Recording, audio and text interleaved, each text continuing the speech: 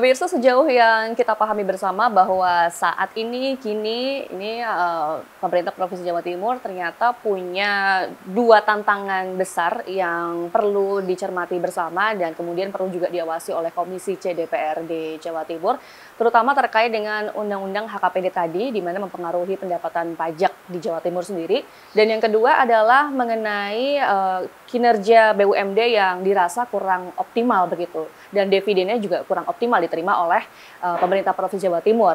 Dan tentu saja pemirsa, ini bukanlah suatu akhir, karena pasti kami juga yakin bahwa pemerintah Provinsi Jawa Timur punya sumber-sumber yang lain yang bisa membantu meningkatkan PAD Jawa Timur.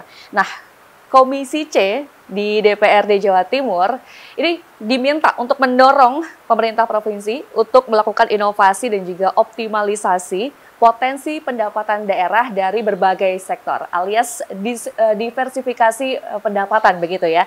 Selain potensi dari pajak dan juga retribusi, ini perlu dilakukan sinergitas dengan kabupaten dan juga kota. Karena memungkinkan sekali, bukan? Dan tentu juga perlu menggali potensi-potensi lainnya, misalkan pemanfaatan aset daerah terkait dengan energi baru terbarukan dan lain sebagainya. Banyak sekali. Nah, kita akan mengetahui bagaimana pelaksanaannya dan apakah Komisi C DPRD Jawa Timur sudah mengarah ke sana juga nih. Fokus pada solusi atau pada masalah, kita akan membahasnya lebih lanjut bersama dengan Bapak Muhammad Mahrus, anggota Komisi C DPRD Jawa Timur dari fraksi Gerindra untuk Dapil Probolinggo Pasuruan, yang merupakan pengurus PCNU Kota Keraksaan sekaligus sebagai pengasuh Pondok Pesantren Darul Ulum Paiton Probolinggo. Assalamualaikum Bapak. Waalaikumsalam warahmatullahi wabarakatuh. Kita ketemu lagi Bapak ya. Alhamdulillah sehat. Baik, masih membahas mengenai keekonomian pemerintah Provinsi Jawa Timur, keekonomian Provinsi Jawa Timur, yang meskipun triwulan pertama ada kabar baik bahwa pertumbuhan ekonominya bagus, 5% bertumbuh, namun ternyata kalau dilihat dari sisi tersebut, kita tidak boleh terlena, ada hal-hal yang patut kita benahi. Seperti yang sudah saya sampaikan tadi Bapak, terkait dengan BUMD dan juga pajak. Nah, dari Komisi C sendiri ini, apakah sudah melihat potensi-potensi baru di mana berfokus pada solusi daripada masalah yang sekarang sedang meliputi Provinsi Jawa Timur? Oke, terima kasih Mbak. Terima kasih. Prinsipnya gini, kita mengoptimalkan pajak lama dan menggali potensi pajak baru. Bicara pajak, kita tetap harus berdasar pada regulasi peraturan yang ada, Mbak. Jadi kalau pajak ini memang aturannya sudah rigid. Artinya ini kalau pajak semuanya pasti dari pusat. Itu kalau pajak.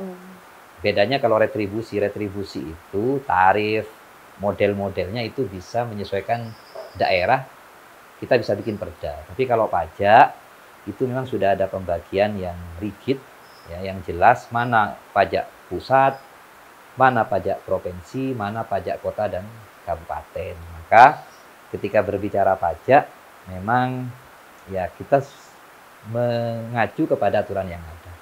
Aturan yang ada bagaimana untuk pajak provinsi? Ini cuma yang tadi saya sudah menyampaikan, bahwa ada pajak PKB, kendaraan bermotor, ada pajak, ada bea balik nama, kendaraan bermotor, ada juga pajak rokok, Mbak. Ya, pajak rokok, ada pajak BBM. Jadi setiap liter BBM yang kita pakai itu ada pajaknya. Kemudian yang baru di HKPD ada option MBLB, Mbak. Option atau pajak tambahan dari kalau dulu kita kenal tambang galian C, Mbak. Jadi misalnya tambang pasir, batu. Kita provinsi dapat 25%, Mbak. Ini memang di Undang-Undang HKPD. Kalau dulu nggak dapat, ya. Nah, walaupun itu kita di 2025 ini sekitar mentargetkan 60 miliar. Kita sebenarnya berhitung ini jauh dari potensi yang ada. Betapa Jawa Timur punya banyak sekali tambang, wilayah tambang. Ya, bahkan kita punya pasir terbaik itu di Lumajang, di Gresik, di Pasuruan. Tapi yalah, untuk tahun 2025 kita memang mentargetkan 60 miliar. Kemudian ada pajak istilahnya PAP, Mbak, pajak air permukaan. Tapi ini nggak signifikan sebenarnya. Nah, ini ketika bicara pajak, memang ini yang menjadi wilayah garapan Provinsi Jawa Timur. Nah, pada sektor pajak ini kita ingin bagaimana ini bisa maksimal. Ya, ini kita bisa maksimal karena secara potensi sebenarnya jauh lebih besar dari yang kita dapatkan sekarang ya. Ini kalau, nah, adapun potensi-potensi yang lain bisa kita dapatkan dari jalur retribusi, Mbak. Kalau retribusi, baik itu retribusi jasa umum atau jasa perizinan, ya, jasa pelayanan, ya, yang apakah itu perizinan macam-macam yang memang menjadi wilayah provinsi. Nah, pada sektor ini yang bisa kita perluas, Mbak. Ini sepanjang yang saya tahu memang kalau pajak sudah tinggal kita melaksanakan, dimaksimalkan. Nah, itu yang bisa kita lakukan, Pak. Baik, baik. Kemudian bagaimana dengan digitalisasi sistem penerimaan, Pak? Apalagi sekarang kan orang-orang itu sudah menggunakan gadget digital sebagai sarana bertransaksi. Oke, kembali ke tadi, memang ada potensi pajak ekonomi digital. Betapa sekarang transaksi digital kan luar biasa. Dan itu sebenarnya ada pajaknya. Tapi sekali lagi ketika bicara pajak, ini pajak pertambahan nilai, PPN, itu wilayahnya pusat. Sehingga kami tadi mengatakan, kalau pajak provinsi ya hanya tadi. Misalnya ada pajak PPN terhadap transaksi digital, itu memang wilayahnya pusat. Nah, pada kalau sekedar wacana memang luar biasa, Mbak, potensi pajak di sektor digital ini.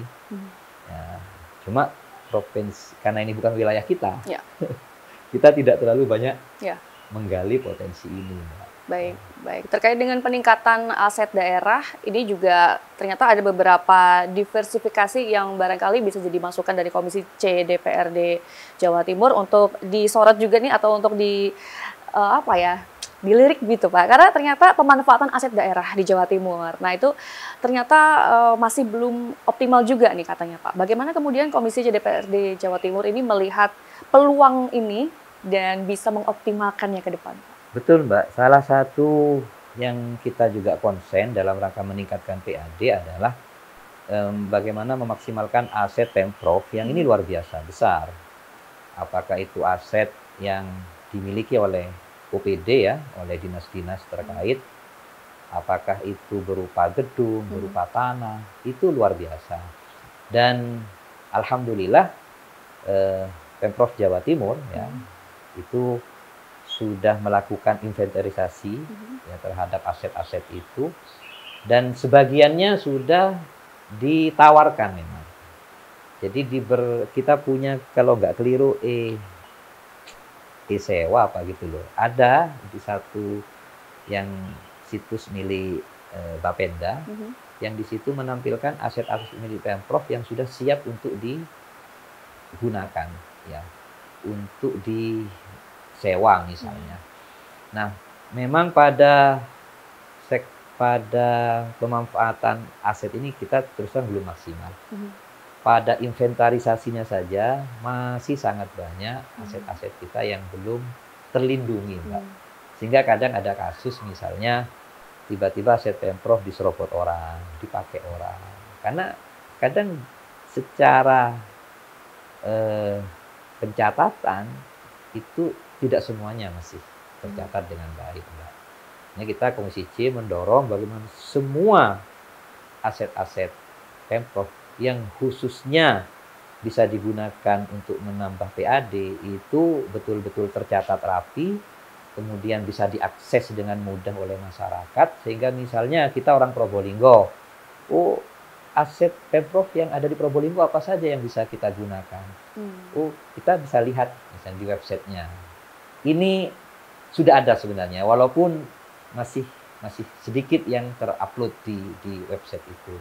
Nah, ini sudah dilakukan oleh Pemprov Jawa Timur. Dan kita Komisi C sekali lagi konsen mendorong bagaimana aset-aset milik Pemprov itu terinventarisir dengan baik sehingga aman, ya tidak diserobot orang. Yeah. Kemudian bagaimana aset-aset itu juga bisa menjadi sumber PAD bagi kita. Baik. Baik, kita akan cari tahu lagi pemirsa bagaimana Komisi C DPRD Jawa Timur ketat mengawasi pemanfaatan aset dan juga kepemilikan aset Provinsi Jawa Timur yang dipunya sehingga bisa meningkatkan PAD Jawa Timur. Di sesi berikutnya tetap bersama kami.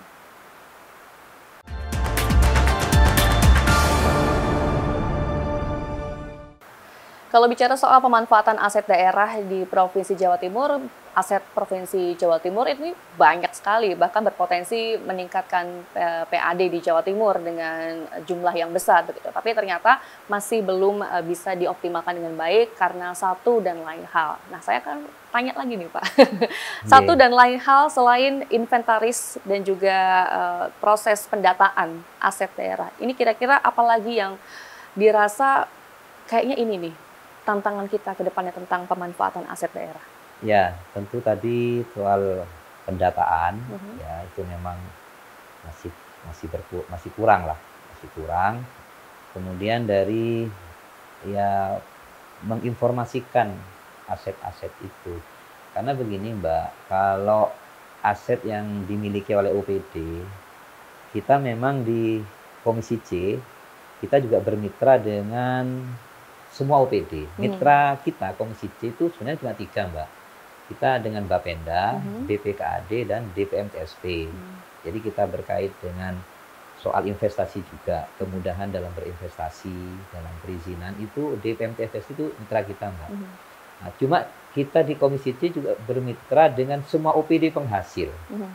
Semua OPD penghasil itu maksudnya adalah OPD-OPD yang punya aset yang itu nanti bisa disewakan. Contoh Mbak, Dinas Perhubungan. Namanya dinas memang fokusnya pada pelayanan yang berkait dengan perhubungan. Tetapi Dinas Perhubungan itu kan punya banyak sekian aset. Mereka mengelola pelabuhan, mengelola retribusi parkir, mereka mengelola makan Transjatim. Ya. Nah, itu sebagai gambaran 2024 kemarin bisa setor PAD ke kita 200 miliar Mbak. Wah. Nah, ada juga beberapa OPD yang punya aset, misalnya Dinas Pemuda dan Olahraga. Mereka punya gedung-gedung olahraga. Itu betul itu untuk pelayanan. Karena namanya dinas memang fokusnya pelayanan. Tetapi bagaimana aset-aset itu walaupun sedikit, ya itu bisa menghasilkan PAD. Ya, sehingga kita lupa angka persisnya. Dinas Pemuda Olahraga pun melalui aset yang mereka punya itu bisa memberikan PAD kepada kita. Jadi tantangan kita yang pertama tadi soal ya, inventarisasi itu, kemudian setelah diinventarisir bagaimana kemudian penggunaan atau potensi aset itu bisa dipetakan. Misalnya tanah yang ini cocok untuk usaha toko, udah di list misalnya. Di setiap kota kabupaten di list, ini aset Pemprov yang cocok untuk pertokoan. Ini cocok untuk kuliner, ini cocok untuk ini sehingga memudahkan masyarakat, misalnya mau memanfaatkan aset Pemprov, itu bisa langsung, ini gitu. Nah, sekaligus juga di situ sudah ada harganya, Mbak. Nah, ini yang belum dilakukan oleh Pemprov, sehingga walaupun aset 90% kalau kita lihat data itu sudah terinventarisir, tetapi dari sisi penggunaannya ya ini masih sangat minim, Mbak. Baik. Artinya memang gagasan ke arah sana dan juga program ke arah sana itu sudah diberlakukan gitu ya? Sudah dilakukan, dan sebagian kecil dari aset-aset itu sudah ada di websitenya Bapenda. Sehingga misalnya kita mau ngecek, di Probolinggo, saya pengen buka kuliner ini. Nah, ada nggak aset Pemprov? Barangkali bisa lebih murah ini kalau aset Pemprov misalnya. Ini bisa dicek nanti. Ada itu di websitenya Bapenda ada.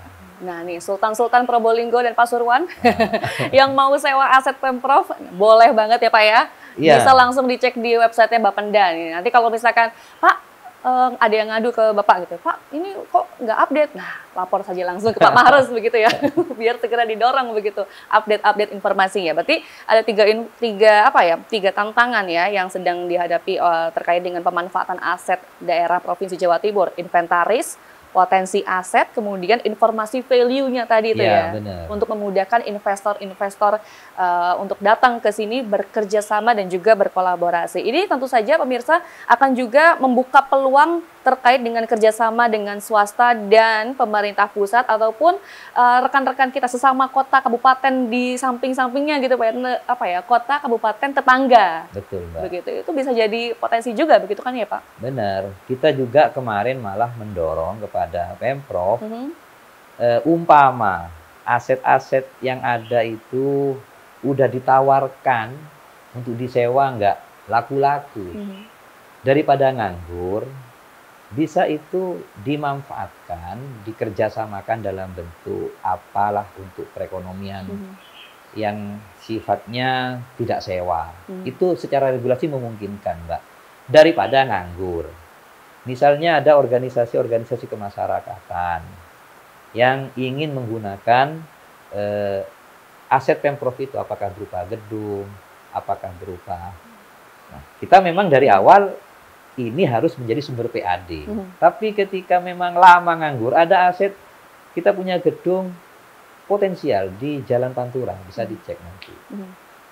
Ini kalau buka kuliner mantap ini, kata saya, mantap. Tapi ditawar-tawarkan kok nggak laku-laku.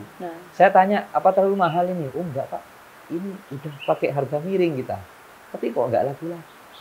Nah, kita sampaikan, kalau kondisinya seperti itu, ya bisa saja ditawar. Kan yang penting bermanfaat aset Pemprov itu. Betul. Dan bisa menggerakkan ekonomi masyarakat. Sampai ke sana berpikirnya kita, bagaimana aset ini bisa bermanfaat lah gampangnya. Ya, walaupun tetap kita ingin ini menjadi sumber PAD. Ya. Istilahnya kecil-kecil lama-lama jadi bukit ya, apa sih kecil-kecil lama-lama jadi ini ya, jadi besar begitu ya Pak ya. Baiklah, walaupun nilainya kecil tapi harapannya adalah bisa berkontribusi juga lagi-lagi terhadap PAD. Kemudian Pak, public private partnership, yaitu kemitraan ke pemerintah dengan badan usaha, entah itu badan usaha di kabupaten kota tetangganya, atau investor lain yang datang, pengusaha lain, pebisnis lain yang datang ke kota Probolinggo misalnya, atau Jawa Timur. Nah ini Pak, kenapa menurut Bapak kolaborasi seperti ini justru bisa nih ditingkatkan lagi Pak? Ya seharusnya demikian Mbak, bahwa dalam pembangunan ini kan mesti banyak melibatkan banyak pihak. Pihak swasta, pihak yang mungkin mereka yang punya modal ya. Kalau kita di provinsi memang kita di Komisi C mendorong misalnya yang terkait itu bagaimana soal perizinan, Mbak. Bagaimana perizinan satu pintu yang sudah dicanangkan itu betul-betul satu pintu. Kadang satu pintu namanya saja tapi faktanya masih banyak pintu. Masih rumit lagi. Makanya Komisi C menekankan ada kemudahan dalam berinvestasi, misalnya. Kemudian bagaimana menarik investor. Karena bicara peningkatan ekonomi, kalau hanya mengandalkan APBD juga berat, Mbak. Mau nggak mau kita harus bagaimana investor tertarik. Investor tertarik kalau kita punya regulasi yang mendukung. Kalau bisa ada insentif pajak, misalnya. Kemudian bagaimana infrastruktur dasar di lokasi itu mendukung. Kalau investor datang, ada banyak perputaran uang di situ. UMKM nanti akan jalan. Ya. Karena nanti bicara UMKM, investasi nggak ada, uangnya mana? Gitu. Nggak ada yang beli tuh. Betul, betul. Ya, ini tugas Komisi C dalam hal ini memastikan bagaimana tidak ada regulasi yang menghambat, ya. Dan kita mendorong bagaimana pemerintah memberikan kemudahan-kemudahan di dalam investasi itu. Apakah nanti bekerja sama dengan swasta, ya investor, ataukah bekerja sama dengan pemerintah kota dan kabupaten? Monggo, ini ranahnya eksekutif, Mbak. Baik, baik. Kita juga ingin kasih informasi, Pak. Tadi ternyata APBD kita itu kan masih disuntik sama APBN, Pak. Nah, itu kalah sama beberapa provinsi di luar. Bagaimana pandangannya Pak Mahrus sendiri? Kita akan jawab nanti, Pak, selepas jeda berikut.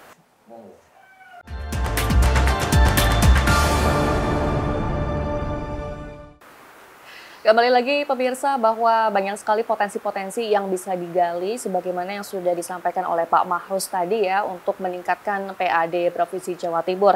Nah, berbicara tentang PAD dan juga APBD, ini ada fakta yang cukup meresahkan menurut saya ya sebagai masyarakat Jawa Timur, karena ternyata APBD kita itu masih disokong oleh APBN. Sebenarnya tidak masalah, tapi karena ada pembandingnya ini loh.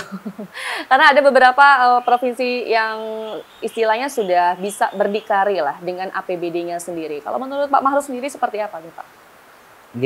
Saya kok punya agak pandangan berbeda, Mbak, soal memang struktur APBD itu kan ada yang kita berdasar PAD ya, bersumber dari PAD. Ada yang bersumber dari dana transfer. Ya. Secara umum seperti itu. Nah, salah satu ciri APBD yang sehat memang ketika PAD itu lebih besar dari dana transfer. Nah, khusus Jawa Timur, misalnya di tahun 2024 ya, itu APBD kita di pendapatan kita di angka 31 triliun, alhamdulillah PAD, pendapatan asli daerah dari berbagai sektor tadi itu, kita di angka 22 triliun, Mbak. Jadi dana transfer pusat, baik itu dana alokasi umum atau dana alokasi khusus, termasuk DBH, dana bagi hasil, yang memang itu hak provinsi, itu cuma sekitar 9 triliun. Nah, diluruskan nih ya. APBD kita sehat. Kalau dana transfernya itu lebih separuh, memang ini kurang sehat, Mbak. Kebergantungan kepada pusat terlalu tinggi. Kota kabupaten sangat banyak yang seperti itu. Kadang APBD-nya 2,5 triliun, PAD-nya cuma 300 miliar. 2,2-nya triliunnya dari dana transfer. Nah, ini memang kurang sehat, kebergantungannya terlalu tinggi. Kalau Jawa Timur, saya pikir dengan pembanding Jawa Barat, jangan Jakarta, Banten dan Jawa Tengah, kita masih sehat, Mbak. 70% dari APBD kita bersumber dari PAD. Saya kira masih normal ini menurut kita. Baik. Ini yang patut diluruskan juga kepada masyarakat ya, terutama juga saya sebagai seorang awam dan juga masyarakat Jawa Timur melihat bahwa ternyata APBD kita masih disokong oleh nasional ya. Berarti kita tidak bisa berdikari ya dengan potensi pemanfaatan aset yang sedemikian rupa, potensi dari pajak yang tinggi 70%, hampir 70% tadi begitu. Ya, dan mohon begini, Mbak ya, dana transfer itu pun sebenarnya itu banyak berasal dari Jawa Timur juga. Misalnya Mbak dapat gaji PPN, itu kan pajaknya orang Jawa Timur masuk ke pusat, ya kan? Kemudian pajak pertambahan nilai PPH itu yang ada di Jawa Timur ditarik ke pusat. Jadi misalnya dana transfer ke Jawa Timur, ya wajar-wajar saja, Mbak. Asalkan tadi kalau hitungannya tidak lebih dari 50%. Ini masih tergolong sehat, Pak. Baik, baik. Kemudian ada juga suara-suara dari masyarakat di Jawa Timur terutama ya tentang penghapusan pajak. Nah, ini bagaimana pandangan Anda, Pak? Ya, mau nggak mau memang ini viral ya, sesuatu yang viral yang kadang mohon maaf sebenarnya tidak perlu dibanding-bandingkan. Jawa Timur, Jawa Barat masing-masing punya kelebihan dan kekurangan. Khusus yang memang sering disuarakan terkait penghapusan pokok pajak kendaraan bermotor. Memang yang dilakukan Jawa Barat ini fenomenal, baru terjadi. Kita Komisi C sekitar 10 hari yang lalu, kami datang langsung ke Bandung, Mbak, ke Bapenda, menanyakan hitung-hitungannya seperti apa, kondisinya seperti apa, apakah mungkin itu diterapkan di Jawa Timur. Karena yang namanya penghapusan tentu rakyat seneng gitu loh. Tapi apakah ini tidak membahayakan pada fiskal kita dan kedepannya seperti apa? Nah, setelah kita kaji, Mbak, memang kondisinya berbeda. Tidak mungkin Jawa Timur melakukan kebijakan. Komisi C memang tidak merekomendasikan penghapusan pajak dengan pokok pajaknya. Ya. Kenapa? Karena satu, memang ini akan tambah mengurangi potensi pajak kita dari kendaraan bermotor. Di tengah memang kita sudah kehilangan 4 triliun, Mbak. Kemudian yang kedua, yang taat pajak Jawa Timur itu masuk tinggi, Mbak. 85%. Nah, kalau nanti demi yang 15% itu kita hapus, yang 85% nanti bisa nakal juga, Mbak. Ya. Waduh, kastah, cara yang ngedur, Mbak. Apa artinya, Pak? Membayar. Kalau kita nggak bayar kemarin nanti, ya hapus itu. Cuma bayar setahun kita mestinya.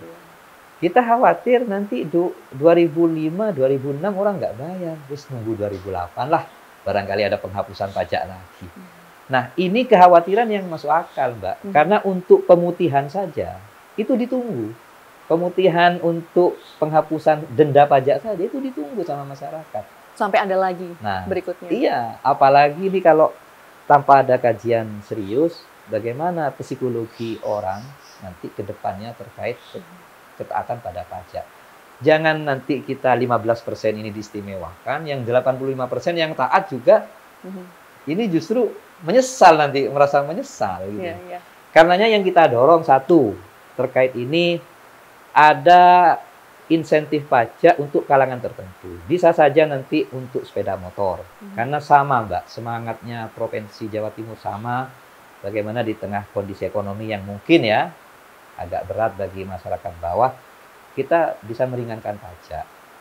Makanya kita kemarin sempat menyampaikan bagaimana kalau kendaraan roda 2 saja yang dibebaskan. Ya, itu sempat jadi wacana memang. Kemudian yang paling penting reward, Mbak.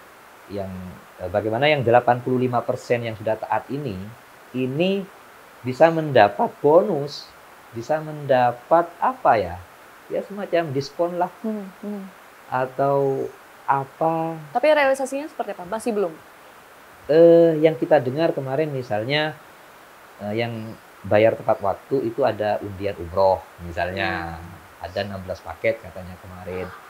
Tapi kita juga mendorong bagaimana misalnya ketika semakin awal membayar pajak itu diskonnya semakin banyak. Kalau bayar 3 bulan sebelum jatuh tempo bisa didiskon 100.000 misalnya. Nah, ini hal-hal seperti ini untuk mendorong bagaimana pajak bisa lebih maksimal. Hanya sekali lagi untuk penghapusan pajak mohon tidak dibandingkan karena ini memang suasananya berbeda. Yakinlah Pemprov Jawa Timur, DPRD juga berkeinginan kuat untuk meringankan beban masyarakat. Baik, ini upaya kita adalah bagaimana caranya yang 15% ini menjadi 0% begitu Pak ya? Ya. Baiklah kalau begitu. Pak, terakhir Pak, pesan kepada pemerintah Provinsi Jawa Timur terkait dengan diversifikasi nih. Pendapatan asli daerah ini bisa ternyata didapatkan dari mana saja? Ya, memang kita di Jawa Timur ini, Mbak, ya alhamdulillah kalau kita boleh berbahagia, bersyukur juga dalam banyak hal kita dibanding provinsi lain, Mbak, itu menang. Dalam hal realisasi target pendapatan, kita nomor 1, Mbak, se-Indonesia. Jadi ini perlu kita sampaikan di tengah, mohon maaf, terus terang saja di medsos kita ini dibully, Mbak. Kemana Jawa Timur ini? Kita nomor 1, Mbak. Dalam realisasi pendapatan, realisasi belanja, yang ini menjadi tolak ukur utama keberhasilan pemerintahan, kita nomor 2 se-Indonesia. Nah ini karenanya ke depan kita ingin bagaimana kita sudah mencanangkan Jawa Timur menjadi gerbang baru Nusantara. Ini mengharuskan semua pihak untuk tidak kerja biasa-biasa saja. Kita di DPRD, ya, kita disorot betul bagaimana kita memaksimalkan fungsi pengawasan itu. Kemudian terutama eksekutif, mitra kita, untuk tidak kerja biasa-biasa juga. Karena target kita tidak biasa ya. Dan kita dikejar oleh target-target, oleh kompetitor yang juga luar biasa kenceng. Optimis, Pak? Optimis, Mbak. Okay. Wajib optimis. Wajib optimis. Baiklah, kalau begitu pemirsa, sebagaimana yang sudah disampaikan oleh Pak Mahrus tadi, kita harus optimis ya dengan pendapatan asli daerah Provinsi Jawa Timur ini bisa terus meningkat. Tadi sebenarnya kalau dari kajian Komisi C DPRD Jawa Timur sudah mengupayakan berbagai macam cara ya untuk mendiversifikasi pendapatan asli daerah, tidak hanya berpaku pada pajak dan juga BUMD saja, tapi ada sektor-sektor lain yang tentu saja juga ditingkatkan. Dan tentu saja pembahasan mengenai hal serupa bersama dengan Komisi C DPRD Jawa Timur akan kami bahas ya di episode berikutnya dan juga berikutnya. Tetap bersama kami di Rembuk Jawa Timur, dipersembahkan oleh DPRD Jawa Timur. Saya Sima Perwira dan juga Pak Mahrus dari anggota Komisi C DPRD Jawa Timur. Fraksi Gerindra. Dapil Probolinggo dan juga Pasuruan pamit undur diri. Sampai jumpa.